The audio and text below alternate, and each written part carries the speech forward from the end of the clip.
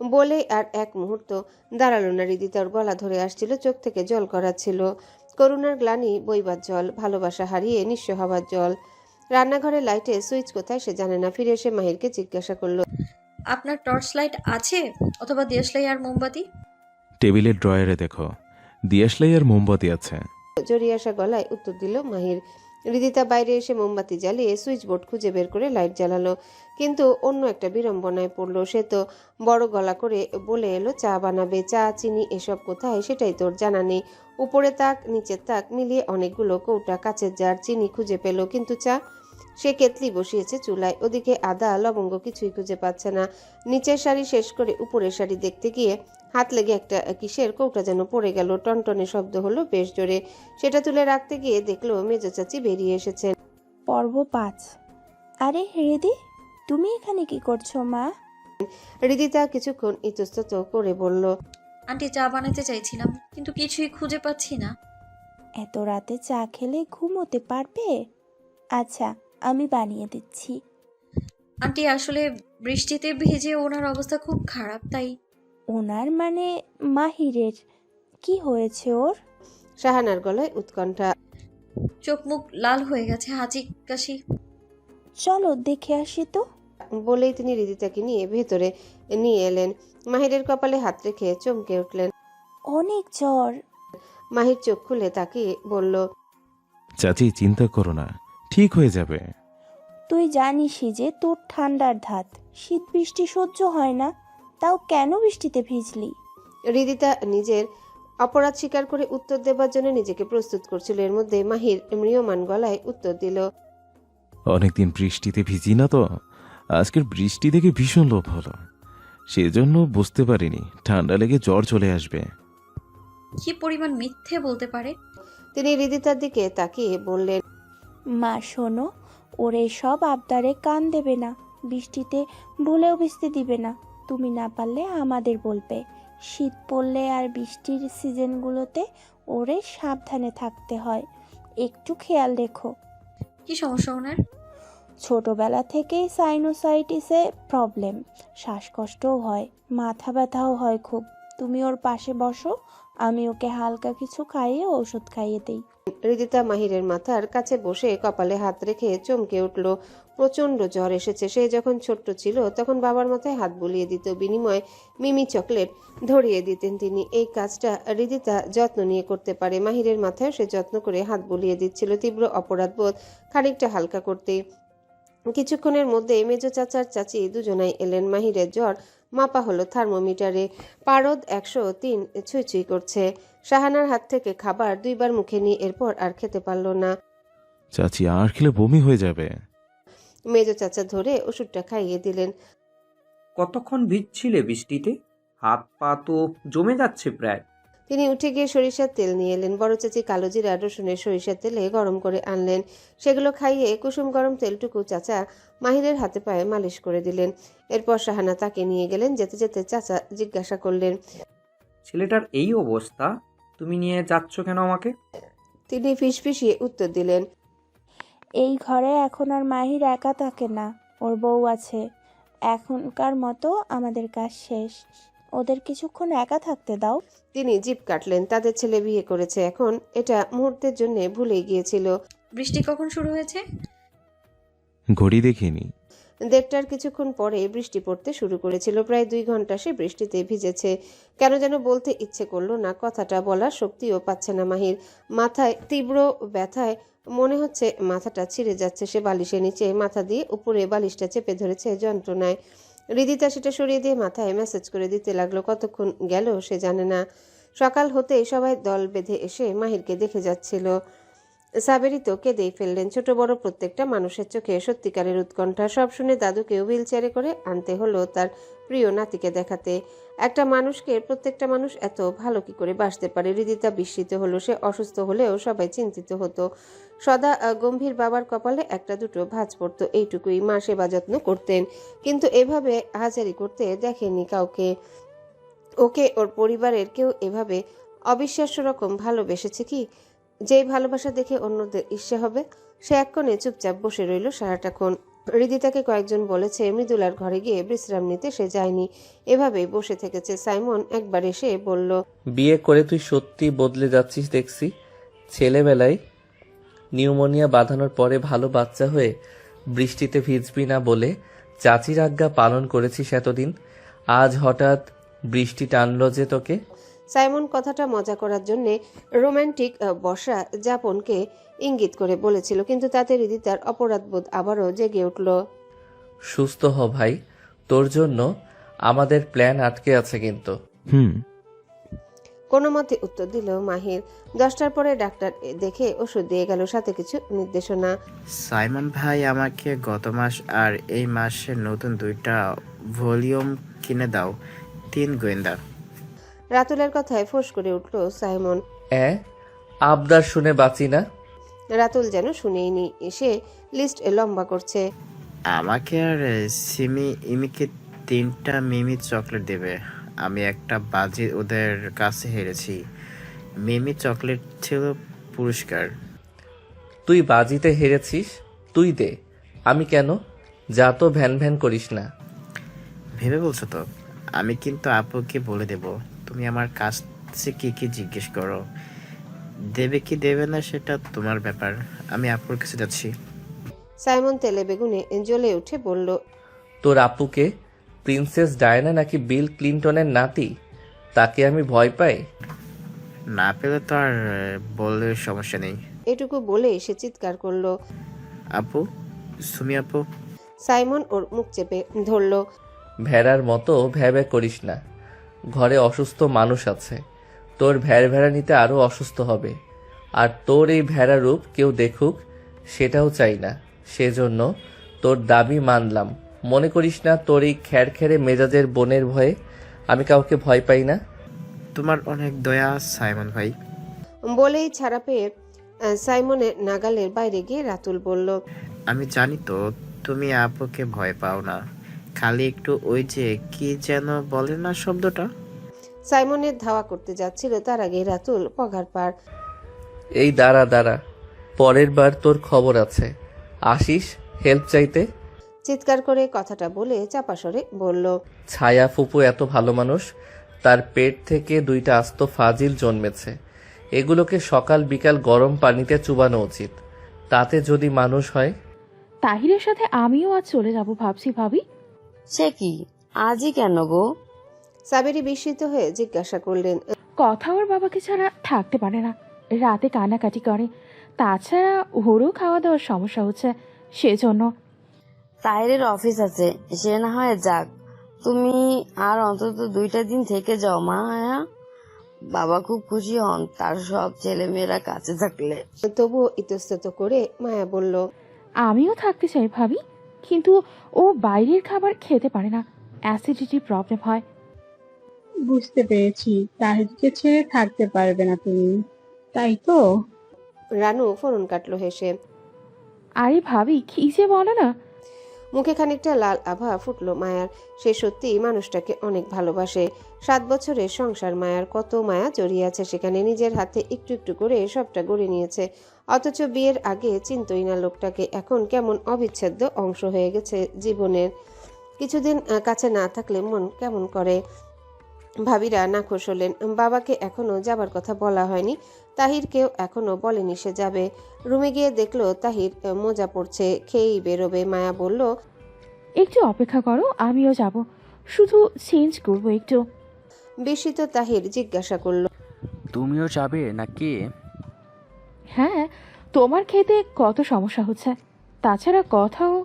ওকে থামিয়ে দিয়ে ওর হাতটা ধরে তাহির বলল, মায়া মাহির বিয়ে করলো, ছেলেটা অসুস্থ, তুমি গিয়েও ওকে নিয়ে বাবাকে নিয়ে চিন্তা করবে না। তুমি না হয় 2 দিন থেকেই যাও, আমি সামলে নিব, চিন্তা করো না। সত্যি তো, দেখো মুখ কেমন 2 দিনে শুকিয়ে গেছে। আমি বৃহস্পতিবার এসে শুক্রবার তোমাকে নিয়ে যাব, কেমন? ঠিক আছে, কাজ করে মাথা খারাপ করো না, আগে নিজের সুস্থতা। ঠিক আছে ঠিক আছে। ঘর থেকে বের হবার আগে ওরা পরস্পরকে আলিঙ্গন করলো। খেয়ে কথাকে কোলে নিয়ে আদর করে বেরিয়ে গেল তাহির। 2 দিন পর জ্বর অনেকটাই কমলো মাহিরের। শরীরটা এখনো ভীষণ দুর্বল, মাথা ভার হয়ে আছে, মুখতে তো কিছুই খেতে পারে না বলতে গেলে। আজ উঠে কিছুক্ষণ বারান্দায় হাঁটাহাঁটি করে এলো। মাঝে মধ্যে নিজেকে ওজনহীন মনে হচ্ছিল এই বুঝি পড়ে যাবে। একবার পড়েও যাচ্ছিল, কোত্থেকে রীতিতে সে ওর কাঁধ শক্ত করে ধরে ঠেকালো। শরীর ঠিক না হতে এভাবে ব্যাটাগিরি দেখিয়ে বিছানা থেকে ওঠার কি দরকার ছিল? গলায় রাগ স্পষ্ট। মাহির বলল, 2 দিন থেকে বিছানায় শুয়ে আছে, ভালো লাগছিল না, তাই উঠেছিলাম। এর সাথে ব্যাটাগিরি দেখাবার সম্পর্ক কি? সম্পর্ক আছে। পুরোপুরি সুস্থ হবার আগে উঠতে যাবেন না। এখন পরে মাথা ফাটিয়ে ফেললে কি হতো? আমার সুস্থতার জন্য তোমার দেখছি অনেক তাড়া, কেন জানতে পারি? আপনার অসুস্থতার দায় আমার। আপনি সুস্থ হলে সেই দায় থেকে মুক্তি পাবো আমি। এখন মাথা ফাটালে তো বলবেন আমার কারণে জ্বর হয়েছে আপনার। জ্বর নিয়ে হাঁটতে গিয়ে মাথা ফেটেছে, এর দায়ও আমার হতো। আমি তোমাকে দায় দিয়েছি একবারও? তা দেবেন কেন? বাড়ির লোকের কাছে কারি কারি মিথ্যে বলতে হবে তো। এত মিথ্যে কথা কিভাবে বলেন আপনি? কি মিথ্যে বললাম? আপনার বৃষ্টিতে ভেজার সত্যিকার কারণ লুকাননি। মাহিরের চোখের নিচে কালি পড়েছে। 2 দিনে শরীরে শক্তি নেই, তবুও মৃদু হাসলো। সে বলল, 2-1টা নির্দোষ মিথ্যে যদি সবাই খুশি থাকে, তাহলে ওইটুকু বললাম না হয়। কারো ক্ষতি তো হচ্ছে না। এরকম নির্দোষ মিথ্যাই বলেন সব সময়। আমি কি আপনাকে বিশ্বাস করতে ভয় পাবো? মাহির একবার চোখ তুলে সরাসরি হৃদিতার চোখের দিকে তাকিয়ে বলল। আমাকে বিশ্বাস করতে চাও বুঝি? হৃদিতা সরে গেল, রুড়ো গলায় বলল। আমার খেয়ে দিয়ে অনেক কাজ আছে। হৃদিতা চলে গেল রুমের বাইরে। মাহির ভেতরে এসে আবারও শুয়ে পড়ল। এই 2 দিনে সে হৃদিতার সাথে সেভাবে কথা বলেনি। মেয়েটাই ওর শরীরের খোঁজ নিতে এটা সেটা জিজ্ঞাসা করলে উত্তর দিত। সেদিন বারান্দায় আটকে দেবার পর থেকে খানিকটা এড়িয়ে গিয়েছে মাহির। আজও হৃদিতায় এগিয়ে এসেছিল কথা বলতে। ওর সত্যি এভাবে সারাদিন শুয়ে থাকতে ভালো লাগছে না। ওদের বংশ পরম্পরায় পারিবারিক ব্যবসা আছে, রড সিমেন্টের ব্যবসা, ইট তৈরির ব্যবসা। সেটাকে দাদু অনেক বড় করেছে, বাবা চাচারাও সেটাকে এগিয়ে নিয়ে গেছেন। সাইমন, মাহির কেউই এ ব্যবসায় আগ্রহী হয়নি, তাই দুজনে মিলে একটা এনজিও দাঁড় করাবার চেষ্টা করছে। পড়াশোনা শেষ করবার পরে চাকরিও টানেনি ওদের। পথশিশু আর নিঃসঙ্গ বৃদ্ধ বৃদ্ধাদের পুনর্বাসন নিয়ে কাজ করে এনজিওটি। এর জন্য বন্ধু বান্ধবদের মাধ্যমে দেশের বিভিন্ন জায়গা থেকে ফান্ড সংগ্রহ করে ওরা। স্পন্সরও পায় বড় বড় প্রতিষ্ঠান থেকে। স্পন্সরের জন্য মাহির ঢাকায় আর সাইমন চট্টগ্রামে গিয়েছিল এবার। এদের অর্থায়নে একটা স্কুল দিয়েছে, সেখানে বিত্তবান পরিবারের ছেলেমেয়েরা পড়ে। সেখান থেকে আয় হয় বেশ, যার বেশিরভাগ অংশ চলে যায় সুবিধা বঞ্চিত শিশুদের শিক্ষার জন্য। ব্যক্তিগত লাভের আশায় এটা করেনি ওরা। পরিবার থেকেও অ্যাপ্রিসিয়েট করেছে এই উদ্যোগকে। তবে আরও কিছু পুঁজি আসলে ভালো হতো, তাহলে আরও বড় করে শুরু করতে পারতো। এভাবে শুয়ে থেকে ক্ষতিই হচ্ছে, সাইমনের উপরে প্রেশার পড়ছে। হৃদিতা রুম থেকে বেরিয়ে রান্নাঘরে গেল। সবাই রান্নায় ব্যস্ত। সাবেরিকে সকালে এসে রেডি হয়ে বেরোতে দেখে জিজ্ঞাসা করেছিল, আন্টি কোথায় যাচ্ছেন? স্কুলে। স্কুল? হ্যাঁ, আমি একটা প্রাইমারি স্কুলে পড়াই। 2 দিন ছুটিতে ছিলাম। ছেলেটা অসুখে পড়ায়, সেটা 3 দিন হয়ে গেল। আজ না গেলেই নয়। মাহিরকে দেখো। এটা বলে ছেলের সাথে দেখা করে তিনি বেরিয়ে গিয়েছেন। আরে রিদিতা, যে কিছু দরকার? রানু ওকে দেখে কথাটা বললেন। না আন্টি, দেখতে এলাম। কি করছেন আপনারা? মাহির তো কিছুই খেতে পারছে না, একটু ঝাল পিঠা করেছিলাম, যদি মুখে তুলতে পারে। রানু দুপুরের খাবার রাঁধছে। একটা বাটিতে করে ওর দিকে 2টো পিঠা এগিয়ে দিলেন শাহানা। তুমি খাও। এর মধ্যে রাতুল আর ইমি এলো। রাতুল বলল, আমাদের দেবে না? আমাদের তো নতুন বিয়ে হয়নি, তাই দেবে না। মামি, আমাদের বিয়ে দিয়ে দাও, আমরাও পিঠা খাবো। রানু হেসে ইমি আর রাতুলের কান ধরে বললেন, বেশি পাকামো করলে কান ছিঁড়ে দেব। পিঠা দেবে না? কান ছিঁড়বে, এটা কেমন কথা? সবাই পাবে, যা বস। শেষ হলে সবাইকে দেওয়া হবে। বলেই ওদের দুজনের হাতে 2টো ধরিয়ে দিতেই দুজন হৈ হৈ করে বেরিয়ে গেল। রিদিতা মৃদু হেসে বসার ঘরে গিয়ে বসে পিঠা খাওয়ায় মন দিল। বেশ মজার তো। তবে মাহির তেমন খেতে পারলো, তবুও ভাত বা অন্য কিছু চাইতে এটা মুখে রুচল কিছুটা। মৃদুলা আজ লাইব্রেরিতে গিয়েছিল কিছু বই কিনতে। আসার সময় মনে হচ্ছিল কেউ ফলো করছে, কিন্তু পেছনে তাকিয়ে কাউকে পায়নি। মনের ভুল ভেবেছিল, কিন্তু লাইব্রেরি থেকে বেরোতেই সামনের মোড়ের চায়ের দোকানে সেদিনের 2 বখাটে ছেলেকে দেখে বুঝলো ওর সন্দেহ অমূলক ছিল না। সে একটা রিক্সা নিয়ে বাসায় ফিরে এলো। রিক্সায় ওঠার পরে একটা বাইক ওকে ক্রস করলো। এরপর মোড়ের কাছে রিক্সা আসতে ওদের আবার দেখলো। মৃদুলা বুঝলো ওরা বাসা চিনতে চাইছে। বাসার আশেপাশে ওর কোনো ক্ষতি এরা করতে পারবে না, তবুও এদের সে চিনতে দেবে না। সে রিক্সাকে ঘুরিয়ে কয়েকবার পথ বদলে ঘুরপথে বাসায় ফিরে এলো। সেদিনের ঘটনাটা বাসায় এসে কাউকে জানায়নি। আজকের ঘটনাটা মাহিরকে জানানো যেত সুস্থ থাকলে। সাইমন বাসায় নেই, সৌমির সাথে শেয়ার করলো। ওই ফালতুদের এত বড় সাহস, ব্যবস্থা নিতে হবে। সন্ধ্যায় সাইমন ফিরতে মৃদুলার ঘরে গিয়ে বলল, সাইমন ভাইয়া, একটা জরুরি কথা আছে। সাইমন সবসময় মজা করলেও মৃদুলার অভিব্যক্তি দেখে বুঝলো সমস্যাটা হয়তো গুরুতর, তাই কথা বাড়ালো না। বল, কোনো সমস্যা? মৃদুলা খুলে বলল সমস্তটাই। সব শুনে আগে সাইমন দাঁত চাপলো। ওর মা বাবার সে ছাড়া আর কোনো সন্তান নেই। মৃদুলা যখন হলো, সাইমন আর মাহির খুব ছোট। দুজন প্রায় সারাদিন মৃদুলাকে নিয়ে মেতে থাকতো। মৃদুলাও যত বড় হতে থাকলো, এদের নাওটা হয়ে উঠলো। দুজনের মধ্যে কোন ভাইকে পুচকে পুতুলটা বেশি ভালোবাসে এটার প্রতিযোগিতাও চলতো। দুজন একসাথে কোলে নেবার জন্য হাত পাতলে যার কোলে যেত সে বিজয়ীর হাসি হাসত, অন্যজন মুখ ফুলিয়ে ফেলতো অভিমানে।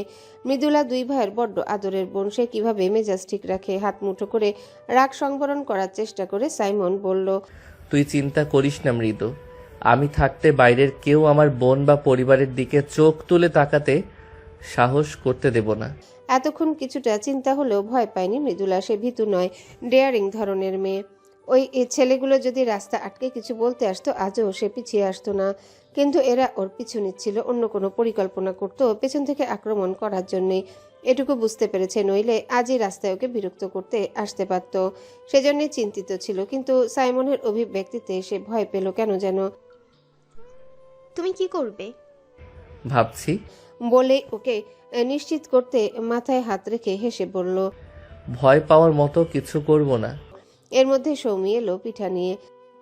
আমাদের 3 জনেরটা একসাথে দিল মামি, সেজন্যই তো এই বৃষ্টি গোয়াল ঘরটায় আসতে হলো। গোছাস না কেন? আমি এভাবেই রাখবো, দরকার হলে গরু এনে রাখবো। তোর সমস্যা? সে তুই রাখতেই পারিস, সব জাতি বলে কথা। আমাকে তুই গরু বলতে চাইছিস? হ্যাঁ চাইছি, নে খা। গরু যেহেতু ঘাস লতাপাতা এনে দে, কচকচ করে চিবাই। তুই না খেলে বলে দে, তোর ভাগটা আমি আর মৃদু ভাগাভাগি করে খাই। সাইমন দ্রুততার সাথে হাত বাড়িয়ে পিঠা নিয়ে নিল 2টা। মৃদুলা হেসে ফেলল। আনন্দ বাড়িতে সত্যিকার আনন্দের এত এত উপলক্ষ মন খারাপ বেশি জায়গা পায় না। আজ সকাল থেকে বাসা অনেকটা ফাঁকা, সবাই যার যার কাজে বেরিয়ে গেছে। সবাই নিষেধ করা সত্ত্বেও মাহিরও গেল। দাদু, রানু, সাহানা, মায়া, ছায়া ছাড়া কেউই নেই। সৌমিরা চলে যাবে আগামীকাল। আজ সৌমি, মৃদুলা, রাতুল, সিমি, ইমিরা ঘুরতে গেছে। ওকেও বলেছিল, সে যায়নি, ইচ্ছে করেনি।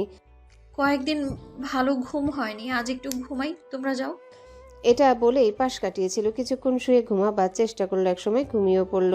ঘুম থেকে উঠে সে নিজের ব্যাগটা খুললো। আসার আগে আগে মা দিয়ে দিয়েছে এটা গাড়িতে। সে জানতো না বিয়ের দিন রাতে এখানে আসার পরে মাহির এটা ওকে দেবার পর জেনেছে। সে কিছুই আনেনি বাড়ি থেকে, শুধু একটা জিনিস নিয়েছিল, রিয়াদের চিঠিগুলো। খুব সন্তর্পণে সবাইকে লুকিয়ে এগুলো এনেছিল রিদিতা। এই ব্যাগে রেখেছিল। এখানে এসে সে চিঠিগুলো বের করলো। পড়তে পড়তে কান্না পাচ্ছিল ভীষণ। টেবিলে চিঠির মধ্যে মুখ গুজে সে ফুপিয়ে উঠল। হঠাৎ হাতের কাছে টান অনুভব করলো। সে মাথা তুলে দেখলো চিঠিগুলো একটা কথার হাতে, যেটা নিয়ে সে মুখেও ঢুকিয়ে ফেলেছিল। দাও দাও ওটা, দুষ্টু পাজি মেয়ে। রিদিতা রুরোতায় চিঠি হাত থেকে ফেলে দিয়ে কেঁদে উঠল। কথা এর মধ্যে মাহির এসে ঢুকলো। সে দুপুরে খাবার জন্য এসেছে, ভিতরে ঢুকতে যাবে, এর মধ্যে রিদিতার ধমক শুনতে পেল। তড়িঘড়ি করে ভিতরে এসে কথাকে কোলে তুলে নিয়ে রিদিতাকে শুধু বলল, ও কথা বলতে পারে না রিদিতা। রিদিতা হতভম্ব হয়ে তাকিয়ে রইল ছোট্ট কথার দিকে। রিদিতা একবার কথার দিকে তাকালো। কি নিষ্পাপ একটা মুখ। হেসে হেসে দুষ্টামি করতে দেখেছে সে কেবল। যার নাম কথা, সেই মেয়ে কথা বলতে পারে না। বিচিত্র এক কষ্ট রিদিতাকে আচ্ছন্ন করে ফেললো। ওর ধমক খেয়ে কাঁদছে ভীষণভাবে। কাঁদতে কাঁদতে মাহিরের বুকে মুখ গুজেছে। মাহির ছোট্ট মেয়েটাকে এভাবে আগলে নিয়েছে যেন কষ্টটা সরিয়ে দিতে চাইছে ভেতর থেকে। এই যে কাঁদে না, কি চাই তোমার? আমরা খেলবো একসাথে। খেলনা নেবে? গাড়ি, ভুস। মাহিরকে সে একদম সহ্য করতে পারে না, তবু একজন শিশুর প্রতি এই মমত্ববোধ হৃদিতার ভালো লাগলো। এই প্রথম মাহিরের একটা ভালো দিক চোখে পড়ল। কথা এবার মাথা তুলে মাহিরের দিকে তাকালো, নেবে গাড়ি? মাথা নেড়ে সম্মতি দিল কথা। হৃদিতার এগিয়ে এসে কথার দিকে হাত বাড়িয়ে দিল, এসো। মাথা দুদিকে নেড়ে আবারও মাহিরের বুকে আশ্রয় খুঁজে নিল ছোট্ট কথা। হৃদিতার মন খারাপ হয়ে গেল। ওকে আমার কাছে আসতে বলুন। কথা আরো শক্ত করে মাহিরকে জড়িয়ে ধরল। ও যেতে চাইছে না। কেন আসবে না? এটুকুই পারছেন না, আবার নাকি এত গুণ আপনার? এবার হৃদিতা রেগে গেল, সে তো জানতো না এসব। তাছাড়া রিয়াদের চিঠিগুলো এখনো জীবনের একমাত্র শ্বাস ফেলার জায়গা, সেটা নষ্ট হয়ে যাচ্ছে দেখে দিকবিদিক জ্ঞান হারিয়ে রুড়ো আচরণ করে ফেলেছে। এখন তো সে ভুলটা বুঝতে পেরেছে, প্রায়শ্চিত্ত করতে চাইছে, সেই সুযোগ কেন পাবে না? হৃদিতা, ও ছোট্ট একটা মানুষ, বুঝতে শেখেনি, ওদের স্মৃতির ব্যাপ্তিও অল্প। এখন ওকে ওর মতো ছেড়ে দাও, কিছুক্ষণ পরে ভাব করে নিও। দেখুন, আমি জানতাম না ও কথা বলতে পারে না। মাহির উত্তর না দিয়ে কথাকে কোলে নিয়ে বারান্দায় গেল। এখান থেকে দেখা যায় পুরো বারান্দাটা, পুরনো আমলের ঘর এটা। ছাদ অনেক উঁচু, ভারী কাঠের দরজা সবগুলো, ভেতরে রং করা হয়েছে নতুন করে। মাহির কথাকে নামিয়ে হাঁটু গেড়ে বসে ওর ফুলগুলোর সাথে পরিচয় করিয়ে দিচ্ছিল হেসে হেসে। একটু আগের কান্না ভুলে কথা তখন সেগুলো নিয়ে মেতে উঠেছে, সাথে মাহিরও। সব মিলিয়ে চমৎকার মনোমুগ্ধকর একটা দৃশ্য তৈরি হয়েছে। হৃদিতা এক দৃষ্টে সেদিকে তাকিয়ে আছে। মায়া এসে বসেছে বাবার পাশে, পত্রিকার হেডলাইন পড়ে শোনাচ্ছে। কোনো হেডলাইন ইন্টারেস্টিং মনে হলে পুরোটা শুনতে চাইছেন বাবা, সেভাবেই চলছে। ইমতিয়াজউদ্দিন পড়তে ভালোবাসেন। বয়সের সাথে সাথে হাজারটা অসুখ এসে বাসা বেঁধেছে। দৃষ্টিশক্তিও কমে গেছে, চশমা দিয়েও বেশিক্ষণ পড়তে পারেন না, মাথা ধরে যায়। তুই আর ছায়া কালকেই চলে যাবি। তার গলা স্নেহার্দ্র। আর সব সন্তান যদি সবসময় তার চোখের সামনে থাকতো, বার্ধক্য বোধহয় তাকে একটু বেশি আবেগী করে ফেলছে। হ্যাঁ বাবা, যেতে তো হবেই। তোর মেয়েটা বড় হয়ে যাচ্ছে, ওকে স্কুলে দিবি না? হ্যাঁ, সামনের বছর দেব। মেয়েটা শুধু প্রকাশ করতে পারে না, কিন্তু খুব শার্প। তুমি জানো বাবা, ও স্বরবর্ণ ব্যঞ্জনবর্ণ লিখতে পারে, ইংরেজি অ্যালফাবেটও। ইমতিয়াজউদ্দিন অবলোকন করলেন তার কনিষ্ঠ কন্যার মুখ, মাত্রেই গর্বে চকচক করছে। কথা যখন বড় হচ্ছিল, স্বাভাবিক কথা বলার বয়সেও কথা বলছিল না, তখন অনেকেই বলছিল কিছু বাচ্চা একটু সময় নেয় কথা বলতে, কিন্তু অন্যের কথায় রেসপন্স করত, ডাকলে তাকাতো, মাথা নাড়তো। এরপরও কথা না বলায় ডাক্তার দেখালো, কিছু টেস্ট করে তারা জানলো মেয়েটা কথা বলতে পারবে না। তবে এক্ষেত্রে একটা ব্যতিক্রম হলো, সে শুনতে পারে। তখন সারাক্ষণ কাঁদতো মায়া, তার মেয়েটা কেন এমন হলো। সে অতিরিক্ত প্রোটেক্টিভ হয়ে গেল কথাকে নিয়ে, সবসময় চোখে চোখে এর রাখা থেকে শুরু করে সমস্ত কিছুতে। তোর মেয়ে তো, তুই এত ব্রিলিয়ান্ট ছিলি। ওর বাবাও ব্রিলিয়েন্ট স্টুডেন্ট ছিল, দুজনের ধাতই পেয়েছে আমার মেয়েটা। ইমতিয়াজউদ্দিন সাহেব প্রশ্রয়ের হাসি হাসলেন। তার সন্তানরা তার মতোই হয়েছে, জীবনসঙ্গীকে ভীষণ ভালোবাসে, সম্মান করে, সম্পর্কগুলো শ্রদ্ধা করতে জানে। তিনি মনে মনে দোয়া করলেন, হে আল্লাহ, আমার পরিবারের সবাইকে খুব ভালো রেখো, তারা যেন সবসময় মন খুলে আসতে পারে। সাবের স্কুল থেকে ফিরে মাহিরের ঘরে এলেন। হৃদিতা তখন বারান্দায় ফুলগুলোকে হাত দিয়ে ছুঁয়ে দেখছিল, মুখে বিষণ্ণতা। মাহির আবারও চলে গেছে। সাবেরি বারান্দার দরজায় দাঁড়িয়ে জিজ্ঞাসা করলেন, মন খারাপ? হৃদিতা অবচেতনেই বলল, বাবা মায়ের কথা মনে পড়ছে বুঝি? এবার হৃদিতা সামলে নিয়েছে। ও মনে করতে চায় না, যারা ও জীবন নিয়ে ভাবেনি তাদের নিয়ে সে কেন ভাববে। তবুও বারবার কেন যে মনে পড়ে যায়। ওকে ছাড়া খাবার টেবিলে কি শূন্যতা তৈরি হয়েছে। বকা দিয়ে, কথা শুনিয়ে, মাথায় বিচ্ছিরি তেল দেবার জন্যে মায়ের কাছে তো সে নেই। নারকেল তেলের কৌটা দেখে ওর কথা কি মায়ের মনে পড়ে না? মনে পড়বে কেন? সে তো বোঝা হয়ে উঠেছিল তাদের বংশমর্যাদায়। নাকি সে চুনকালি দিয়েছে বংশমর্যাদা? না আন্টি। তাহলে এই মাকে বলা যায়? আন্টি, আমি একটা ভুল করে ফেলেছি। সাবেরি এগিয়ে এসে আন্তরিক গলায় বললেন, কি ভুল? কথাকে একটা ধমক দিয়ে ফেলেছি, আমি জানতাম না ও। এটুকু বলেই কেঁদে ফেলল হৃদিতা। সাবেরি ওকে জড়িয়ে ধরলেন। কেঁদো না, দেখো এই ভুল করে সেটা বুঝতে পেরেছো, এখন অনুশোচনা হচ্ছে, এটাই জরুরি। এখন শুধরে নিলেই হয়, তাই না? এর জন্য কাঁদতে হয়? কোমল স্নেহ স্পর্শ পেয়ে এতদিনের জমানো সমস্ত কষ্টের কান্না যেন বেরিয়ে আসতে চাইছে। সাবেরি আর কিছু বললেন না, তিনি কেবল আলতো করে নিজের হাতটা হৃদিতার মাথায় রাখলেন। কখনো কখনো মুখে সান্ত্বনার চাইতে একটু আন্তরিক স্পর্শ, একটা ভরসার কাঁধ হওয়াটা বেশি জরুরি, এটা তিনি জানেন। সাইমন আর মাহির একসাথে ফিরছে। ওরা আজ ওদের স্কুলটায় গিয়েছিল। সুবিধা বঞ্চিত শিশুরা কি আগ্রহ নিয়ে পড়া শিখছে, এটা দেখে প্রশান্তি পেল। ফেরার সময় মাহির বলল, কথার জন্য কিছু খেলনার চকলেট নিতে হবে। ভাবির জন্য কিছু নিবি না? মাহির মনে মনে বলল। কিছু দিলে তো সে নেবে না। মুখে বলল, দেখা যাক। মাহিরের মনে পড়ল লাঞ্চের পরে এসে যখন বেরিয়ে আসছিল হৃদিতা ওকে বলেছিল, কিছু খেলনা আনবেন প্লিজ। রিসিপ্টটা আমায় দেবেন, আমি হিসেব লিখে রাখবো। এখন তো আমার কাছে টাকা নেই, যখন হবে শোধ করে দেব। শোধ করতে হবে না, আমি নিয়ে আসবো। অবশ্যই হবে, আপনি আনলে সেটা তো আপনারই দেয়া হবে। কথাকে আমি নিজে কিছু দিতে চাই।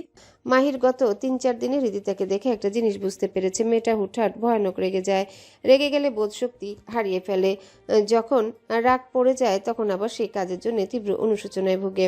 সেই অনুশোচনা থেকে পরিত্রাণ না পাওয়া পর্যন্ত স্বস্তি পায় না। আপাতত ওর চোখে একটা ঠুলি পড়ে আছে, ওর ঠক প্রেমিকের পড়ানো। সেই ঠুলি কবে সরবে কে জানে, আদৌ সরবে তো? সাইমনের পীড়াপিড়িতে হৃদিতার জন্য গিফট কিনতে ঢুকলো। বিয়ের দিন একটা লাল জামদানি পরেছিল হৃদিতা, হাতে স্বর্ণের চুড়ি ছিল।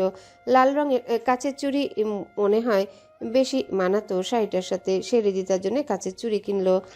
সাইমন আরো কয়েক ডজন চাইলো। মাহি জিজ্ঞাসু দৃষ্টিতে তাকাতেই সে বলল, তুই তো বউয়ের জন্য নিলি, আমি বোনদের জন্য নিচ্ছি। আমিও নিতাম, আমি টাকা দিচ্ছি। আমি দেব এটা, তুই ভ্যান ভ্যান করলে লাভ হবে না।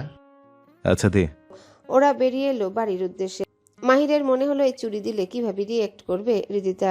সিমি, ইমি, মৃদুলাকে ওদের চুড়ি দিয়ে দিয়েছে সাইমন। সমীরটা ওর কাছে আছে।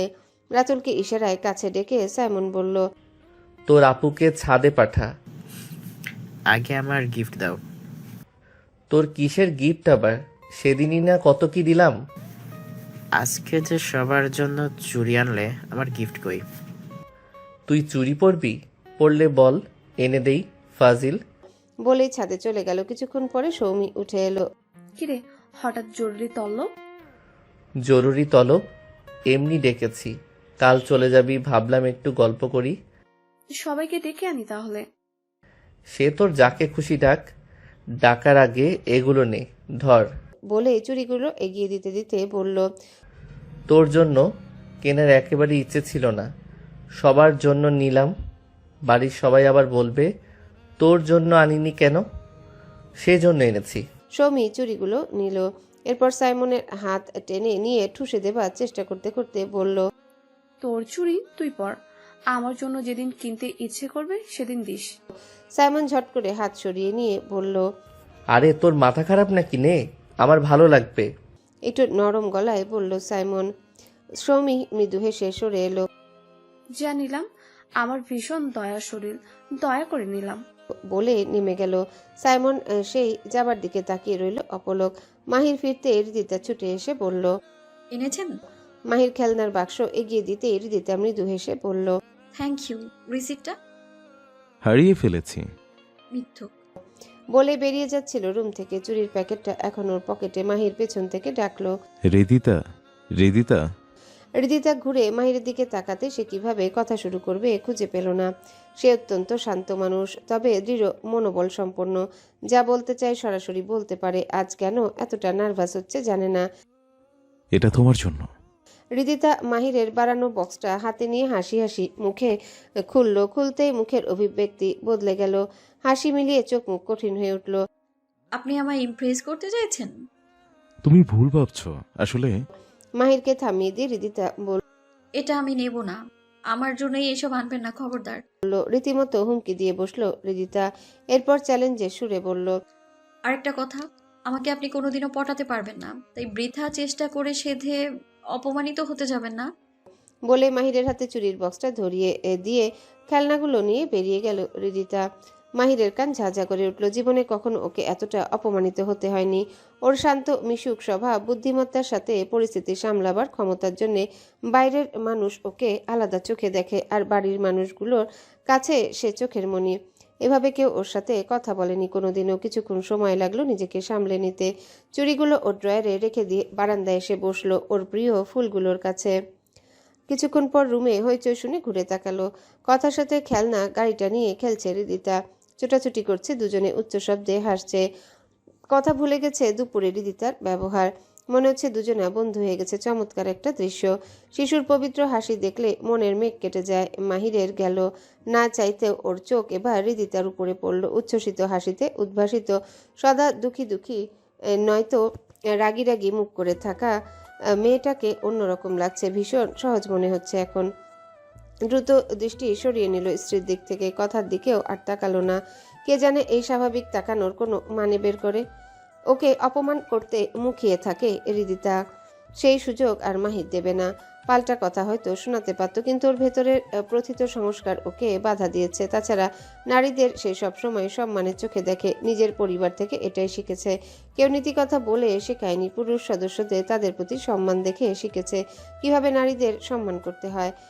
তাহির রাতে আসার কথা থাকলেও আসেনি। সকালে এসে খেয়ে মায়া আর কথাকে নিয়ে চলে গেছে। ছায়ারা এখন বেরোবে। সৌমি বিদায় নিতে সাইমনের ঘরে এলো। বেচারা তখন ঘুমাচ্ছে। আজ শুক্রবার, ছুটিটা কাজে লাগাচ্ছে।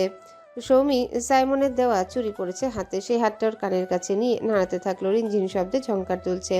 ঘুমন্ত সাইমনের কপাল বিরক্তিতে কুঁচকে গেল। সৌমি বার কয়েক কায়দা করে কাজটা করলো। এবার সাইমন ঝট করে উঠে বসলো। ওকে দেখে রীতিমতো ধমকে উঠল। কি হচ্ছে কি? এভাবে ঘুমের মধ্যে টর্চার করছিস কেন? 100 বার করব। তুই এত বেলায় পড়ে পড়ে ঘুমাচ্ছিস কেন? ওঠ, নইলে পানি ঢেলে দেবো মাথায়। দিয়ে দেখ খালি। দিলে কি করবি? সাইমন চ্যালেঞ্জে গেল না। এই মেয়ের বিশ্বাস নেই সত্যি সত্যি পানি ঢেলে দিবে। ঘুম থেকে উঠে এই জিনিস সহ্য করতে পারবে না।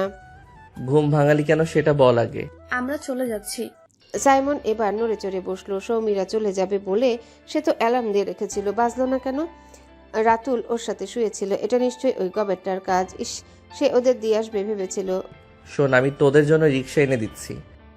আপনাকে কিছুই করতে হবে না। ঘুমন্তপুরের রাজা ঘুমকুমার, শুধু আমাদের বিদায় দিন। রিক্সা মাহির ভাই এনে দিয়েছে। ঘুম ভাঙিয়ে এখন ঘুমকুমার বানিয়ে দেওয়া হচ্ছে। মনে মনে মাহিরকে এক চোট ঝেড়ে নিল। মাহিরের বাচ্চা মাহির রে, কেন আমার সর্বনাশ করলি ভাই? একটা সুযোগ অন্তত পেতাম এই ক্যাবলি মেয়েটাকে ইমপ্রেস করার। হিসেব তোলা রইল। সাইমন আড়মোড়া ভেঙে বিছানা থেকে নেমে বলল, যা, আমি আসছি। ফুপুর সাথে দেখা করব। সৌমি আবারও চুরি রিনঝিন শব্দ তুলে বেরিয়ে গেল। সে তখনও খেয়ালই করেনি সৌমির হাতে ওর দেওয়া চুরিগুলো। রিকশায় ওঠার পরে চোখে পড়ল হাতে, কিন্তু হায়, তখন তো জিজ্ঞাসা করার কোনো সুযোগই ছিল না। পরক্ষণে এই মাথায় খেললো, আর এই সকালে কানের কাছে ওটা চুরির শব্দ ছিল না। ইস, এই লটারির জেতার মতো ঘটনাটা কিনা ওর মাথায় এতক্ষণে প্রসেস করলো। সৌমিও কি তবে ওকে পছন্দ করে, নাকি কেবলই ওকে জ্বালাতন করতে চাইছিল? এই মেয়েটাকে বোঝা বড্ড কঠিন। সকাল সকাল মনটা তেতো হয়ে গেল সাইমনের। মায়া বাসায় ফিরে ঘর গোছা গাছ করে ফেললো। এলোমেলো কিছু ওর পছন্দ নয়। জুম্মার নামাজ শেষ করে খেয়ে তাহির রেডি হচ্ছিল। এখন আবার কোথায় যাচ্ছ? কাজ আছে। কিন্তু আজ তো কথাকে ডাক্তারের কাছে নিয়ে যাওয়ার কথা ছিল। তুমি না বললে কাল ডাক্তারের অ্যাপয়েন্টমেন্ট কনফার্ম করেছো? ও হ্যাঁ, আমি ভুলেই গিয়েছিলাম। আমি তাড়াতাড়ি ফিরবো, এসে নিয়ে যাব। হঠাৎ যদি দেরি হয়ে যায় তুমি নিয়ে যেও। সিম্পলটা আমার কালো প্রিন্টের পকেটে আসে। অবশ্য তার দরকার হবে না, আমি চলে আসবো। কথা এসে চুপচাপ হয়ে গেছে। নানু বাড়িতে এত মানুষের মধ্যে থেকে এখন একা হয়েছে বলে মন খারাপ করে আছে। আগের খেলনাগুলো দিয়ে খেলতে চাইছে না। মায়া হৃদিতার দেওয়া খেলনা বের করে দিল, সেগুলো নিয়ে মেতে উঠলো। কথা 4টা বেজে যাচ্ছে, তাহিরের ফেরার নাম নেই। অগত্যা মায়া নিজে এই কথাকে নিয়ে বের হবে ভাবলো।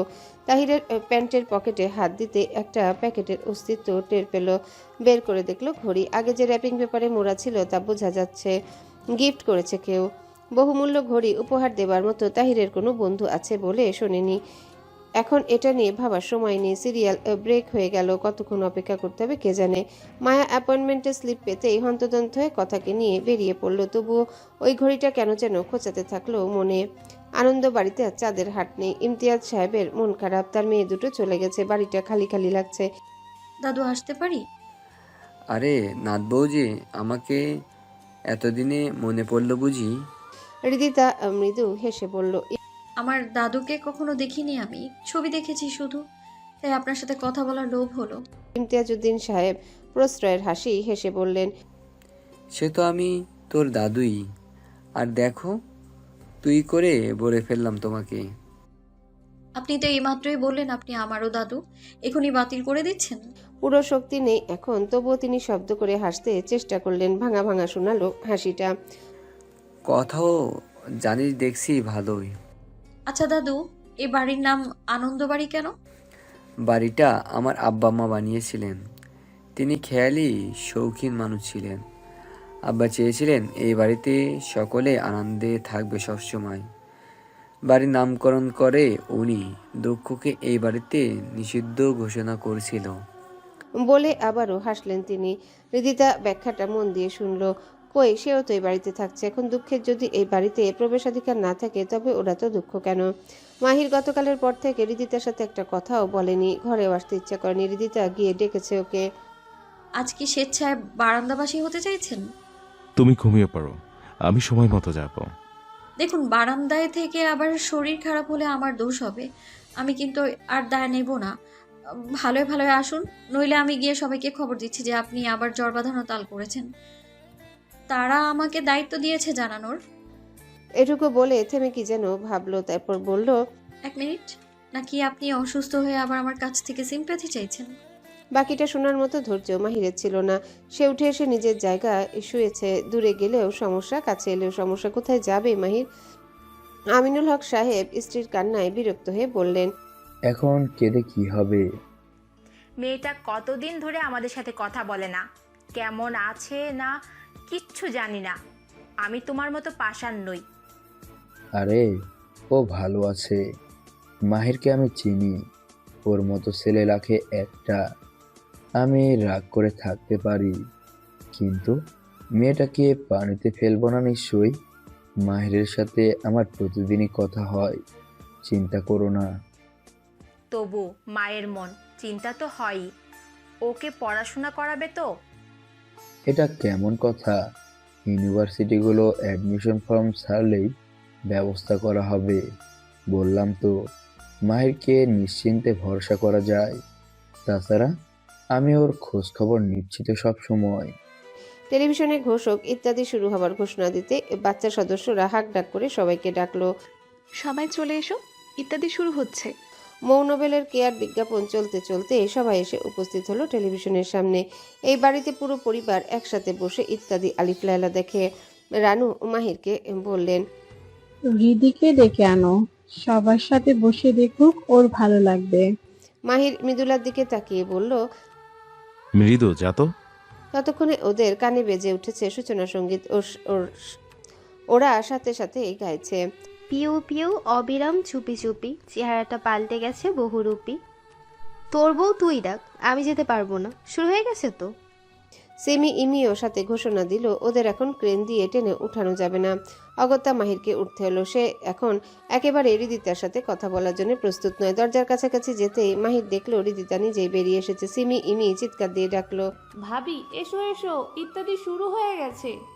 মাহির হাঁপ ছেড়ে নিজের জায়গায় বসলো। মৃদুলাজ বেরিয়েছে, পরশু ফিরতে হবে। তাই সাবিহাদের বাসায় একবার দেখা করতে এলো ওর কাছের বন্ধু। এবার বাড়ির নানা ব্যস্ততায় দেখা করা হয়নি। আজ বেশ সাবধানে হাঁটছিল। হঠাৎ থেকে একটা কালো মাইক্রোবাস সামনে চলে এসে ওর পথরুদ্ধ করলো।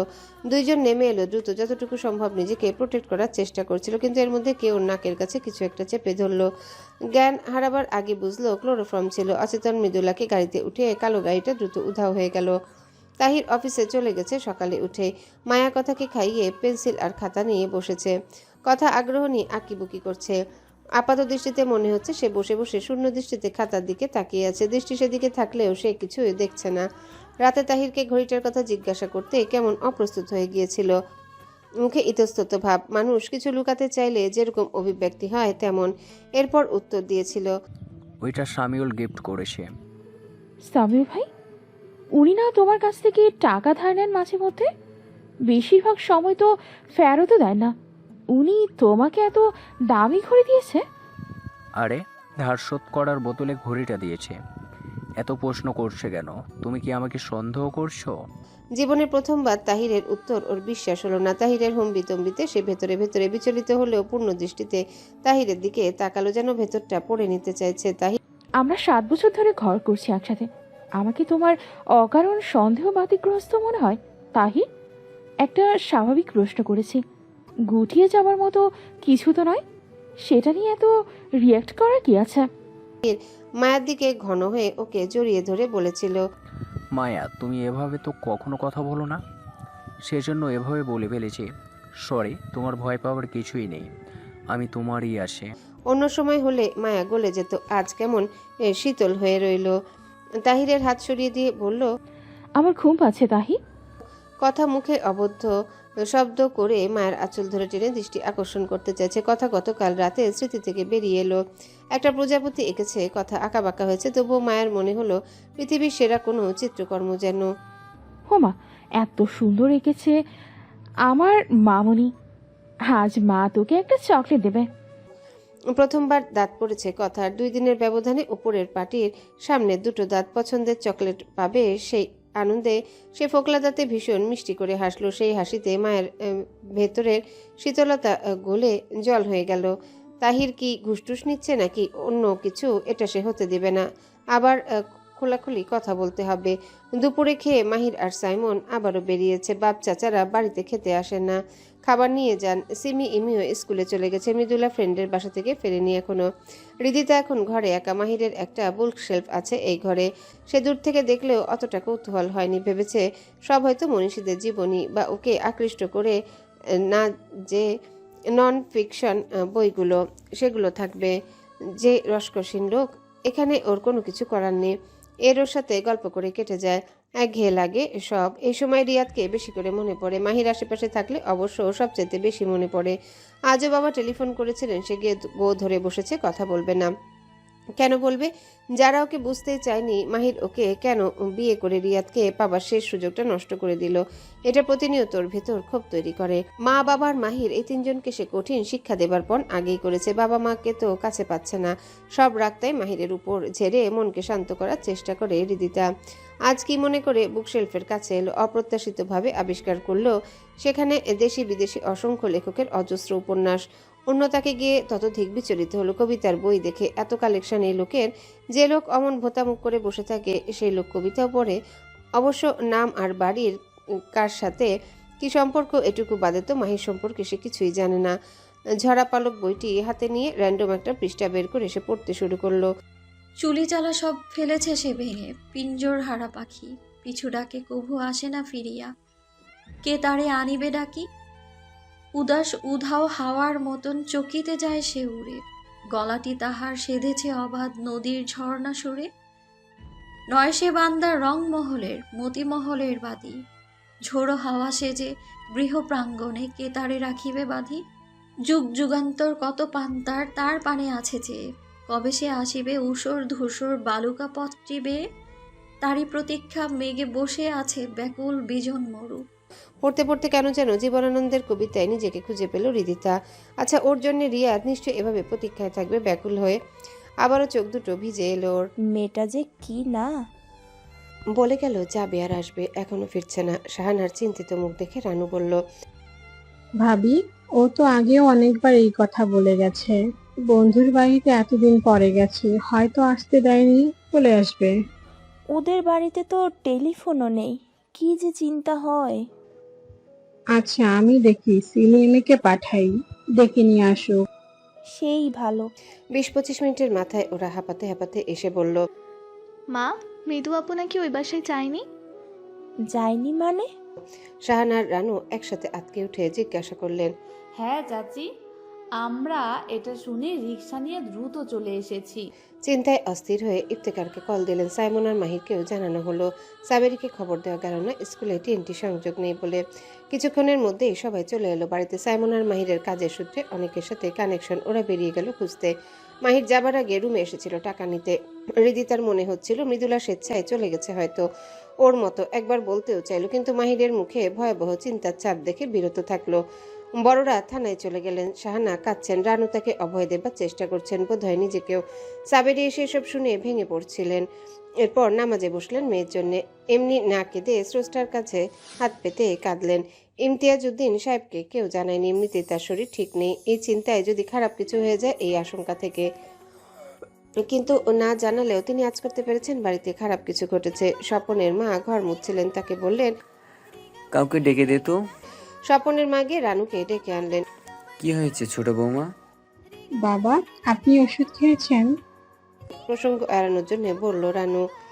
কথা ঘোরাবে না, তুমি নিজেই ওষুধ খাইয়ে দিয়ে গেছো কিছুক্ষণ আগে। দেখো, আমি বুড়ো হতে পারি, কিন্তু এখনো ফেলে দেওয়ার মতো কেউ হয়ে যায়নি। রানু পরিস্থিতি ব্যাখ্যা করলেন। টেবিলের ওপর থেকে তসবি দাও তো মা। ইমতিয়াজউদ্দিন সাহেব ভেতরে ভেতরে কাতর হলেও প্রকাশ করলেন না, দোয়া করলেন। হ্যাঁ আল্লাহ, আমার নাতিটাকে তুমি সহি সালামতে ঘরে ফিরিয়ে দাও। মৃদুলার এই নিখোঁজ সংবাদ আনন্দ বাড়িকে পরিণত করলো বিষাদ বাড়িতে। মৃদুলার জ্ঞান ফিরল কনস্ট্রাকশন চলমান একটা বিল্ডিং এর পলেস্তান না হওয়া রুমের মধ্যে। হাত পা চেয়ারের সাথে বাঁধা, কোথায় আছে সেটাও জানে না, কতক্ষণ অচেতন ছিল। ক্লোরোফর্মের প্রভাব এখনো চোখ খোলা রাখতে কষ্ট হচ্ছে, মাথা ভার হয়ে আছে। সে মাথা ঘুরিয়ে দৃষ্টিসীমার মধ্যে যা আছে তা পর্যবেক্ষণ করে নিল। রড পড়ে আছে কিছু, অল্প কয়েকটা সিমেন্টের বস্তা, একটু দূরে একটা টেবিল, তার উপরে জগ, গ্লাস, এটো প্লেট আছে 2টা। পায়ের শব্দ শুনে সে অচেতন হবার ভান করলো। আচ্ছা, বাড়ির সবাই কি জেনে গেছে এতক্ষণে? কি অবস্থা ওদের? নিজের জন্য চিন্তা হচ্ছে না, শুধু একটা চিন্তায় মাথায় ঘুরপাক খাচ্ছে। ওর কিছু হলে বাসার সবাই কিভাবে সহ্য করবে? ওর প্রিয় মানুষেরা ভেঙে পড়বে। প্রত্যেকের মনে পড়ল মৃদুলার। এখনো অজ্ঞান, ভাই আইব পরে, হেরলাইগা এখনো কিছু করবার পারতাছে না, নইলে। লোলুপ দৃষ্টিতে তাকালো মৃদুলার দিকে। এবার অন্য একটা গলা কানে এলো। আমার গালে থাপ্পড় দিছে, তগর কাম শেষ হইলে আমারে বলবে, আমি ওরে টুকি টুকি করে কাইটটা নদীতে ভাসাইয়া দিমু। মৃদুলা বুঝলো এদের কাজে লাগিয়ে পেছন থেকে অন্য কেউ কলকাঠি নাড়ছে। কোন ভাই আসবে তার জন্য এখানে বসে থাকা যাবে না, একবার বাঁধনটা খুলতে পারলে হয়। এই কেঁচো দুটোকে বোকা বানাতে হবে। মৃদুলা জ্ঞান ফিরছে এমন ভাবে একটু নড়ে উঠল, এরপর খুব ধীরে ধীরে চোখ খুলল। ওদের দেখে ভীত ভাব ফুটিয়ে তুলল মুখায়ভাবে। জ্ঞান ফিরছে রে। মৃদুলার মাথায় আগুন ধরে গেল, প্রতিক্রিয়া দেখালো না। এখন মাথা ঠান্ডা রাখতে হবে। বিশ্রী দেত হাসি দিয়ে ওর হাতে থাপ্পড় খাওয়া ছেলেটা বলল, আজকা ডরাইছে রে, ডরাইছে। মাইয়া মানুষের এত তাফারলিং করা ঠিক না। এখন কি হইব তোর? সাতের জন্য তাল দিছিল কথায়। সেই মেয়ে মানুষকে ধরার জন্য এতজন মানুষ লাগলো, আবার হাত পা বেঁধে পুরুষত্ব দেখাচ্ছিস। তোরা না বেটা ছেলে, তোদের ভাষায় মাইয়া মানুষের এত ভয়? কি করবি তুই? আমরা চাইলে এখন যা খুশি করবার পারি। হাত পা অকেচো করে, এটুকুই তোদের দৌড়। ভিতর ডিমগুলো। ঢিলটা জায়গা মতো গিয়ে লেগেছে। ওদের উত্তেজিত করে দেওয়া সম্ভব হয়েছে। দিতাছি খুললা, এরপর দেখ নিজের বিপদ নিজেই আনলি। বলতে বলতে একজন এসে ওর হাত খুলে দিল। মৃদুলা আগে থেকে স্নায়ু টান টান করে রেখেছিল, মস্তিষ্কে ছক কষে নিয়েছে। খুলে দেবার সাথে সাথে পা একটু নাড়িয়ে নিয়ে রক্ত চলাচল সচল করলো। তারপরে লাথি হাঁকালো শরীরে সর্বোচ্চ শক্তিতে, প্রবল ঘৃণায়। হাঁটু ভেঙে পড়ে গেল আরেকজন, ততক্ষণে কাছাকাছি আসছিল। মৃদুলা তড়িৎ বেগে চেয়ারটা তুলে তার দিকে ছুড়ে দিয়ে দৌড়ে রডটা নিয়ে নিল। সেটা দিয়ে মাথায় আঘাত করলো এবং সর্বশক্তিতে নয়, জ্ঞান হারাবে এমন অনুপাতে। কে বেঁধে দড়ি দিয়ে হাত বাঁধলো এদের, এরপর দৌড়ে বেরিয়ে এলো। এটাই দরজা আছে দেখে পাল্লা টেনে বাড়ি থেকে ছিটকিনি এটা দিল। মৃদুলা বুঝতে পেরেছে এই দুজন যথেষ্ট মাথা মোটা, কিন্তু যে ওদের পিছনে আছে তার মাথা কেমন সে জানে না। অচেনা শত্রু সামনে না পড়ে আগে এদের কথা দিয়ে খেপিয়ে দিয়েছিল, সেই উদ্দেশ্যে সফল হয়েছিল।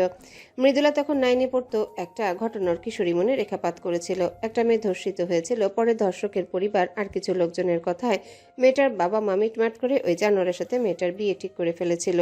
এটা জেনে আত্মহত্যা করে মেয়েটি। মৃদুলার পরিচিত নয়, কোনোদিনও দেখেনি, তবুও মেয়েটার জন্য ভীষণ কষ্ট হয়েছিল যে পশু ওই কাজটা করেছে তার জন্যে, আর মেয়েটার বাবা মায়ের জন্য ধিক্কার জমেছিল। ঘৃণায় গা গুলিয়ে উঠেছিল। কোনো দোষ না করেও কেন মেয়েটাকে মরতে হলো? এত অবিবেচক বাবা মা তাহলে সন্তান জন্ম দিয়েছিল কেন? যে এই ঘৃণ্য অপরাধ করেছে তার সাথে মেয়েকে বিয়ে দিতে রাজি হয়ে মেয়েকে মৃত্যুর চাইতে যন্ত্রণা উপহার দিচ্ছিল, তাদের এই বোধটুকু কেন ছিল না? কোথায় মেয়ের পাশে দাঁড়াবে, বিচার চাইলে শাস্তি নিশ্চিত করবে, তা না করে আর ভাবতে পারেনি মৃদুলা। ঘটনাটা শুনে সেদিনই মৃদুলা বাবার কাছে গিয়ে বলেছিল সে আত্মরক্ষার কৌশল শিখতে চায়, জানে ওর পরিবার অবিবেচক নয়, তবুও বিপদে পড়লে কে কখন এসে উদ্ধার করবে এই আশায় বসে থাকাটা ওর পছন্দ নয়। বাবা অনেক খুঁজে পাশের জেলার একটা ক্যারাটে প্রশিক্ষণ কেন্দ্রে ভর্তি করে দেন। মৃদুলা একাগ্রতা নিয়ে শিখত, পড়াশোনার চাপ আর দূরত্বের জন্য পুরোটা কন্টিনিউ করতে পারেনি, তবে আত্মরক্ষার জন্য যতটুকু না হলেই নয় সেটুকু ভালোই পারে। এখানে তো ক্যারাটের কোনো কিছু দেখাতেও হয়নি এদের। তার আগে কুপকাত নেহাত আচমকা আক্রমণ করেছিল বলে তখন কিছু করতে পারেনি, সাথে ক্লোরোফর্ম। একটা রেলিং ছাড়া সিঁড়ি বেয়ে দৌড়ে নেমে আর এলো, বুঝলো এই বিল্ডিং তৈরির কাজ বন্ধ আছে। নেমে আসতেই গেটের কাছাকাছি একটা ছেলেকে দেখলো, এদিকেই আসছে। মৃদুলা নিজেকে আড়াল করতে চেষ্টা করলো। এটাই কি ওদের ভাই? এরও ব্যবস্থা করতে হবে।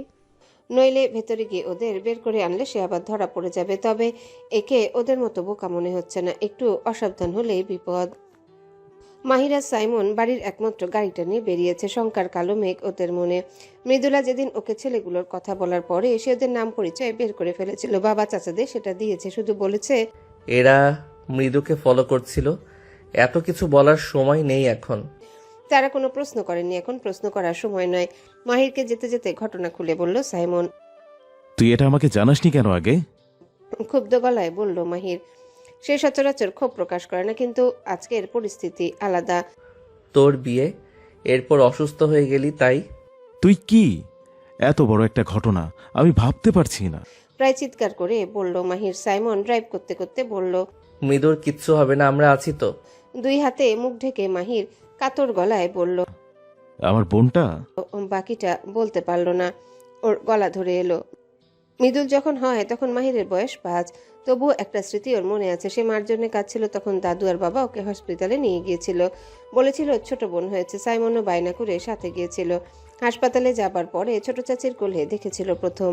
ওর মনে হয়েছিল ছোট্ট একটা পুতুল, কিন্তু হঠাৎ কেঁদে উঠে আশ্চর্য হয়েছিল। সে জিজ্ঞাসা করেছিল, এই পুতুল কাঁদতে পারে? কথা বলা পুতুল? দাদু স্মিত হেসে বলেছিল, সব পড়বে, তোমাদের সাথেই খেলবেও। আমি নিব। জেদ ধরেছিল মাহির। সাইমনও ওদের বসিয়ে তারপর নিজে একপাশে ধরে ওদের কোলে দিয়েছিলেন রানু। ধরার পরে মনে হয়েছিল একদম তুলার মতো। সে নড়াচড়া করছিল না, যদি গলে যায়। কিছুক্ষণের মধ্যে কান্না শুরু করেছিল। ওদের ভারী মন খারাপ হয়েছিল। ওদের বুঝি পুতুল বোনটা পছন্দ করছে না। সেই থেকে ওরা দুই ভাই মিলে আগলে রেখেছে মৃদুলাকে। সেই মৃদুলা। সরি রে, অস্ফুট স্বরে বলল মাহির। সাইমন গাড়ি একপাশে নিয়ে থামালো, এরপর মাহিরের হাতে শক্ত করে চাপ দিল। তাতে মিশে থাকলো ভরসা। মুখে কিছু বলল না। মিনিট খানেক পরে আবারও চলতে শুরু করলো গাড়িটা। পুলিশের ভরসায় বসে না থেকে ওরা নিজেদের আগে ওই ছেলে দুটোর বাড়িতে খোঁজ করলো। জানা গেল সকালের পরে আর বাসায় যায়নি। এরাই কাজটা করেছে বুঝতে পারলো। কিছুটা 3 গোয়েন্দার ভূতে টেকনিক অ্যাপ্লাই করলো ওরা। ওদের বাড়ি থেকে মৃদুলার বন্ধুর বাড়ির দূরত্বের মধ্যে যতগুলো বাড়ি আছে, তার মধ্যে যারাই মোটামুটি পরিচিত, তাদের মধ্যে যারা ফ্রি আছে তাদের ডেকে মৃদুলার একটা করে ছবি দিয়ে দেওয়া হলো। অ্যাডমিশনের সময় অনেকগুলো পাসপোর্ট সাইজের ছবি আছে, আরও কিছু বের করেছে। সেই 6 জন গিয়ে তাদের পরিচিত জনদের মধ্যে কথাটা ছড়িয়ে দিল। তারা আবার তাদের পরিচিতদের মধ্যে। এভাবে একসময় একজন জানালো তার 7 বছর বয়সী মেয়ে বারান্দায় খেলছিল। সে নাকি দেখেছে একজনকে কয়েকজন ছেলে মিলে একটা গাড়িতে তুলছে। তখন গুরুত্ব দেইনি, ভেবেছিলাম কি দেখতে কি দেখেছে, কিন্তু এখন বুঝতে পারছি ভুল দেখিনি। ওর সাথে কথা বলা যাবে? হ্যাঁ নিশ্চয়ই। ছোট মেয়েটা অপরিচিত মানুষ দেখে একটু গুটিয়ে গিয়েছিল। এরপর জিজ্ঞাসা করে বলল, একটা আপু হাঁটছিল, একটা কালো গাড়ি এলো, তাকে টেনে তুলে নিয়ে গেল। গাড়ি নম্বর দেখেছ? মাথা নাড়লো, সে দেখেনি। গাড়িটা কি রঙের বলতে পারবে? কালো।